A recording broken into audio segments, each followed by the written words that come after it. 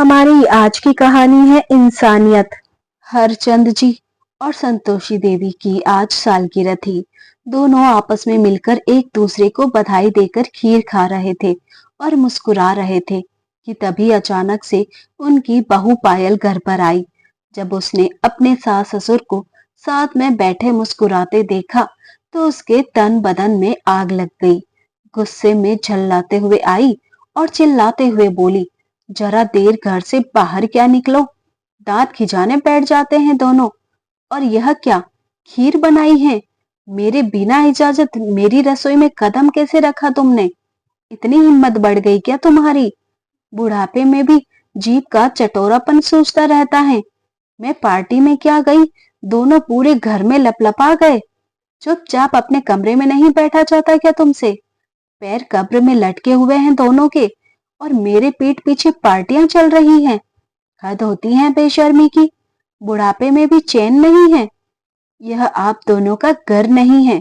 अगर इस घर में रहना चाहते हो तो मेरे हिसाब से रहना होगा, वरना दरवाजा खुला है, जा सकते हो।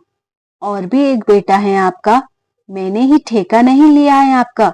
या कुछ अलग तो दिया नहीं आपने मुझे।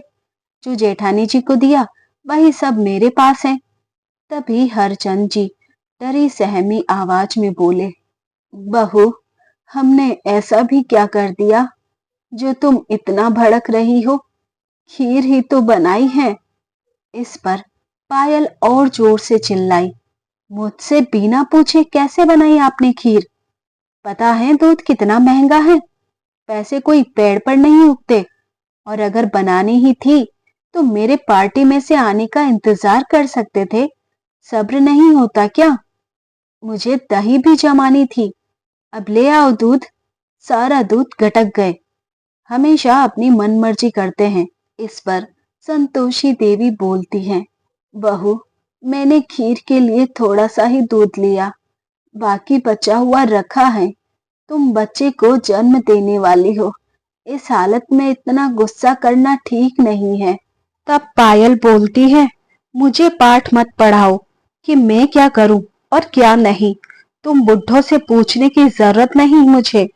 अगर आगे से मेरी रसोई में मेरे बिना इजाजत के कदम रखा तो आपके लिए यह ठीक नहीं होगा। इस पर संतोषी देवी बोलती है, बहू, मेरे बेटे की ही तो कमाई का खाते हैं। तुम क्यों इतना भड़क रही हो? कौन सा तुम कमाती हो?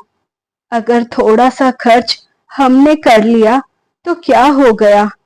इतना सुनते ही पायल का गुस्सा सातवें आसमान पर चढ़ गया। तभी पायल के पिता घनश्याम जी वहां आ पहुंचे। उन्होंने दरवाजे से अपनी बेटी के चिल्लाने की आवाज सुनी। वह दरवाजे की आड़ में खड़े होकर सारा नजारा देखने लगे। उन्होंने देखा पायल ने झपट के अपने सास ससुर के हाथ से खीर की कटोरी छीन कर नीचे फेंक दी और बोली, यह घर मेरा है, इस घर की मैं मालकिन हूँ। और आपका बेटा कल था आपका, अब वह मेरा पति है और मैं उनकी पत्नी। और पति के हर चीज पर पहले उसकी पत्नी का हक होता है, ना कि तुम जैसे बुढ़े बुढ़िया का। मैं जैसा कहूंगी वैसा ही तुम लोगों को मानना होगा। अपनी मनमर्जी मत चलाओ। यह कहकर पायल तमकते हुए अपने कमरे में चली गई। संतोषी देवी और हरचंद जी की आंखें भर आई। वह अपने भाग्य को रोने लगे। संतोषी देवी और हरचंद जी के दो बेटे थे, बड़ा बेटा महेश और छोटा बेटा सुरेश। उनकी घर की आर्थिक स्थिति ठीक नहीं थी, फिर भी दूसरों के मुकाबले उन्होंने अपने दोनों बेटों को इंग्लिश मीडियम स्कूल में पढ़ाया। मेहनत मजदूरी करके पढ़ा लिखा कर बड़ा बेटा डॉक्टर बन गया और छोटा बेटा सुरेश आर्मी में भर्ती हो गया। दोनों दंपति अपने बच्चों की तरक्की देखकर काफी खुश थे। उन्होंने अपना पूरा जीवन अपने बच्चों पर खर्च कर दिया। दोनों ही बेटों ने प्रेम विवाह किया था। बड़ा बेटा महेश अपनी पत्नी को लेकर विदेश चला गया और वहीं डॉक्टरी करने लगा, जबकि छोटा बेटा सुरेश आर्मी में अफसर था, तो वह भी अपनी ड्यूटी पर रहता था। संतोषी जी और हरचंद जी अपनी छोटी बहू पायल के पास रहते थे। सुरेश अपने माता पिता से अत्यधिक प्रेम करता था, जबकि उनके बड़े बेटे महेश को उनकी इतनी परवाह न थी। वह तो अपनी गृहस्थी में ही रच बस गया था। विदेश जाकर पायल को इसी बात का गुस्सा रहता, बस कि बुढ़े बुढ़िया की देखभाल अकेले मैं क्यों करूं, और अपने सास ससुर को तंग करती रहती। हरचंद जी आज रो रहे थे और खुद को कोस रहे थे कि क्यों उन्होंने अपने बुढ़ापे के लिए कुछ बचाकर नहीं रखा, क्यों उन्होंने अपने बेटों के लिए अच्छे ग्रेजुएशन के लिए अपना घर तक बेच दिया, और आज यह हालत हो गई कि बेटे बहू के टुकड़ों पर पलना पड़ रहा है। दोनों बुढ़े बुढ़िया यहीं बैठे हैं अभी। चलिए सासू माँ, जल्दी से फर्श पर गिरी खीर साफ कीजिए। सारा फर्श गंदा कर दिया। बड़े आए सालगिरह मनाने वाले, बुढ़ापे में भी रोमांस सूझ रहा है दोनों को। पायल के चिल्लाने की आवाज सुनकर दोनों दंपति की तंद्रा टूटी। बेचारी संतोषी देवी ने आंखों में आंसू लेकर फर्श साफ किया, पोछा लगाया और बाहर दरवाजे की आड़ में खड़े पायल के पापा घनश्याम जी यह सब देखकर अंदर तक हिल गए। वह उल्टे पैरों से ही अपने घर वापस लौट गए और आकर बरामदे में सोफे पर बैठ गए। आज वह परेशान व हैरान थे। तभी पायल की मम्मी जानकी जी अपने पति घनश्याम जी को परेशान देखकर पूछती हैं, क्या हुआ जी? आप तो पायल के ससुराल गए थे, वह ठीक तो है ना? कुछ हुआ है क्या? आप दुखी लग रहे हो। तब पायल के पिता घनश्याम जी रोंधे गले से बोले, जानकी, हमने अपनी बेटी को अच्छी शिक्षा तो दे दी, परंतु उसे इंसानियत क्या होती है इसका पाठ ना पढ़ाया। हमारी परवरिश में कमी रह गई। घनश्याम जी की आंखें भर आई। जानकी, आज जब मैं पायल के घर पहुंचा तो मैंने देखा वह अपने बूढ़े सास ससुर के साथ जानवरों से भी बदतर व्यवहार कर रही थी। जानकी जी बोली, तो आपने उसे कुछ कहा क्यों नहीं? उसे समझाते, डांटते। इस पर पायल के पापा बोले, जानकी, मुझे कुछ समझ नहीं आया। वह इस तरह का व्यवहार कर रही थी कि मुझे उसे अपनी बेटी कहते हुए भी शर्म आ रही थी। मेरी हिम्मत ना हुई उसके पास जाने की। तभी तो मैं बाहर से ही वापस लौट आया। मुझे लगता है हमें हमारी बेटी से अपना रिश्ता खत्म कर लेना चाहिए। नहीं जी, हम ऐसा नहीं कर सकते। आखिर है तो वह हमारी ही बच्ची। अगर औलाद अपने रास्ते से भटक जाए तो उन्हें सही रास्ते पर लाना चाहिए, वरना रिश्ता तोड़ लेने से उसके व्यवहार में बदलाव नहीं आने वाला। घनश्याम जी कहते हैं, जानकी, आज बहुत ही असहाय सा महसूस कर रहा हूँ।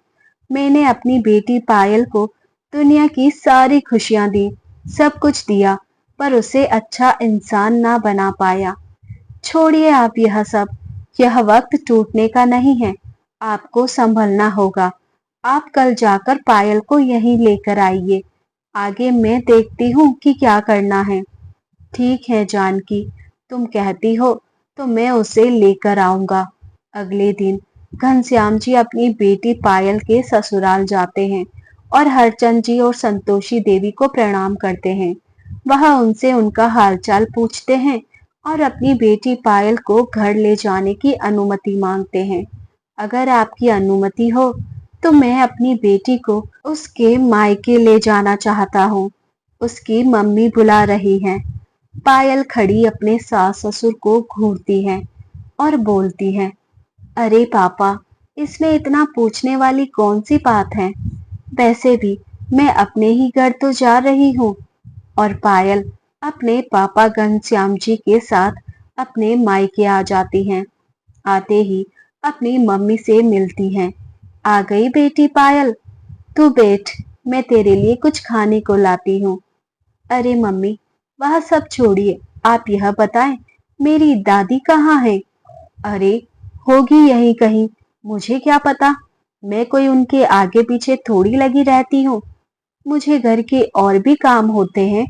और बता, बेटी, दामाद जी कैसे हैं? मम्मी, वह ठीक हैं, अगले महीने आएंगी। मम्मी, दादी दिख नहीं रही, कहाँ है वह? पायल फिर से वही सवाल करती हैं और चारपाई से उठकर चारों तरफ घर में आवाज लगाते हुए अपने दादी को ढूंढने लगती हैं। दादी, दादी कहाँ हो आप? देखो आपकी पायल आई है। पायल अपनी दादी को बहुत प्यार करती थी, परंतु पायल की दादी कुछ नहीं बोलती। तभी पायल की नजर बाथरूम के पास जाती है। वह देखती है कि उसकी दादी बदहवास सी बाथरूम के बाहर पड़ी है। वह दौड़कर उनके पास जाती है। दादी, क्या हुआ आपको? आप यहाँ क्यों पड़ी हो? मम्मी, आपने दादी को यहाँ क्यों डाल रखा है? पायल रोते हुए पूछती है। अरे पायल बेटा, तू इस बुढ़िया को छोड़, हर वक्त चटोरापन करती रहती है, इसलिए पेट खराब हो गया है। अब कल से बार बार कपड़े गंदे कर रही थी, सारा कमरा दुर्गंध से भर दिया था इस बुढ़िया ने, इसलिए बाथरूम के बाहर डाला है मैंने इसे। अब ज्यादा दिक्कत नहीं होगी। लेकिन मम्मी, अगर इन्होंने अपनी पसंद का कुछ खा लिया तो क्या हुआ? बुढ़ापे में खाने का मन नहीं करता? आप इन्हें दवा दिला देती, क्यों इनकी इतनी बेकदरी कर रही हो? पायल अपनी दादी को उठाकर उनके कमरे में ले गई, परंतु पायल की मम्मी उसकी दादी को फिर से बाथरूम के पास ले जाने लगी कि बुढ़िया सारा बिस्तर गीला कर देगी। मम्मी, आपको क्या हो गया है? तू चुप कर, यह अब तेरा घर नहीं है, मेरी मर्जी, मैं जैसे चाहूंगी वैसा करूंगी। तुझे क्या? तू इस घर की मेहमान है और मैं इस घर की मालकिन। तभी पायल गुस्से में बोली, मम्मी, आपको क्या हो गया? आप एक इंसान होकर दूसरे इंसान के साथ ऐसा कैसे कर सकती हो? अरे, कम से कम बुढ़ापे में इनकी उम्र का तो लिहाज कीजिए। और पापा, आप भी मम्मी का साथ दे रहे हो? वह दादी के साथ इतना गलत कर रही हैं, क्या आपको नहीं दिखाई पड़ रहा? और अगर मम्मी, आप इस घर की मालकिन हो तो यह घर दादी के बेटे का भी तो है, आप ये कैसे भूल गई? तभी पायल के पापा घनश्याम जी उसका हाथ पकड़कर उसके गाल पर एक तमाचा मारते हैं। पायल गाल पर हाथ रखकर खड़ी हो जाती है। चुप कर पायल, जैसे तुम भूल गई बेटी कि जिस इंसान की तू पत्नी है, उसी इंसान के माँ बाप के साथ, यानी तू अपने सास ससुर के साथ जिस लहजे में पेश आती है, उन्हें दुखी करती है। वह अपनी पसंद का कुछ खाना चाहे तो तू उनके हाथ से वह चीज छीनकर फेंक देती है, उनसे ऊंची आवाज में बात करती है, उन्हें तंग करती है, खाने पीने के लिए भी तड़पा देती है। तुमसे ही सीखा है बेटी हमने यह सब। जब तू कल अपने सास ससुर की फटकार लगा रही थी, तब मैं वही दरवाजे की आड़ में सब देख सुन रहा था। यह सुन पायल धम से जमीन पर बैठ गई। वह सोच में पड़ गई। पायल की दादी बोली, पायल बेटी, हमने तेरे सारे शौक पूरे किए, तुझे इतने अच्छे संस्कार दिए, और जिस आदमी की तू पत्नी है तो उसी के माँ बाप का तिरस्कार करती है। जिस आदमी के पैसों से तू ऐश करती है, उसी के जन्मदाता को कोसती काटती है। क्या तेरे माँ बाप ने तुझे यही संस्कार दिए हैं? तुम ही सोचो, अगर दामाद जी को इन सब का पता चल गया तो क्या होगा तेरा? क्या उसे अच्छा लगेगा कि तू उसकी बूढ़े माँ बाप को ऐसे तड़पाती है? क्या तुझे वह माफ कर पाएगा? यह सब जानकर तूने कभी अपनी माँ को मेरा तिरस्कार करते देखा? तो फिर तू ऐसा क्यों कर रही है अपने बूढ़े सास ससुर के साथ? इतना सुनते ही पायल फूट फूट कर रोने लगी और अपने माँ बाप से माफी मांगने लगी। मम्मी, पापा, मुझसे बहुत बड़ी गलती हो गई, मुझे माफ कर दीजिए। मैं सिर्फ यही सोचती रही कि मेरा रिश्ता सिर्फ मेरे पति से है और मेरे सास ससुर तो दोनों के हिस्से में आएंगे, लेकिन जेठ जी उन्हें मेरे पास छोड़कर चले गए। मुझे गुस्सा आता कि मैं इन्हें अकेले क्यों रखूं, हक तो दोनों का बराबर का है। इस पर पायल की मम्मी जानकी जी उसे समझाते हुए कहती हैं, बेटी, उनकी करनी उनके साथ और तेरी करनी तेरे साथ। अगर वह तेरे सास ससुर को नहीं रखना चाहते तो वह उनकी गलती है, परंतु तू क्यों पाप में भागीदार बन रही है? अगर तू भी ऐसे ही करेगी तो उनमें और तुझ में क्या फर्क रह जाएगा? तू ही सोच। पायल अपनी मम्मी पापा और दादी से माफी मांगती है। उसे अपनी गलती का एहसास होता है और वापस अपने ससुराल आ जाती है। आते ही वो अपने सास ससुर के पैरों में गिर जाती है और रोते हुए गिड़गिड़ाने लगती है। माँ, बाबूजी, मुझे माफ कर दीजिए। मैंने आप दोनों के साथ बहुत गलत किया। मैंने आपको कभी नहीं समझा। मुझे माफ कर दीजिए। आगे से ऐसा कभी नहीं होगा। पायल के सास ससुर उसे माफ कर देते हैं और बोलते हैं, बहू, बुढ़ापे में माँ बाप को सबसे ज्यादा अपने बच्चों के प्यार की जरूरत होती है। हमें तुझसे कुछ नहीं चाहिए, बस तू हमारे साथ प्यार से बोल लिया कर। हमारे लिए वही बहुत बड़ी बात है। इस पर पायल आंसू पोंछते हुए कहती है, माँ जी, सिर्फ प्यार से बोलना ही नहीं, आपको प्यार से खाना भी खिलाया करूंगी। और जाकर खीर बनाकर लाती है। लीजिए माँ बाबूजी, आज आप मेरे हाथ से खीर खाइए। यह देखकर हरचंद जी और संतोषी देवी की आंखों में आंसू आ जाते हैं। वह अपनी बहू को आशीर्वाद देते हैं। दोस्तों, अपने माँ बाप का मान सम्मान करें। माँ बाप को खुश रखने से भगवान भी खुश रहता है और माँ बाप को दुखी रखने से भगवान भी दुखी होता है। और अगर भगवान खुश नहीं होता तो इंसान भी कभी भी सुखी नहीं रह पाता। दोस्त, जो पायल के पापा घनश्याम जी ने उसके साथ किया था, वह फैसला सही था कि गलत? कमेंट करके अपनी राय जरूर बताएं। कहानी अच्छी लगे तो वीडियो को लाइक शेयर करें और ऐसी कहानियां सुनने के लिए हमारे चैनल को सब्सक्राइब करें। मिलते हैं एक नई कहानी के साथ। धन्यवाद।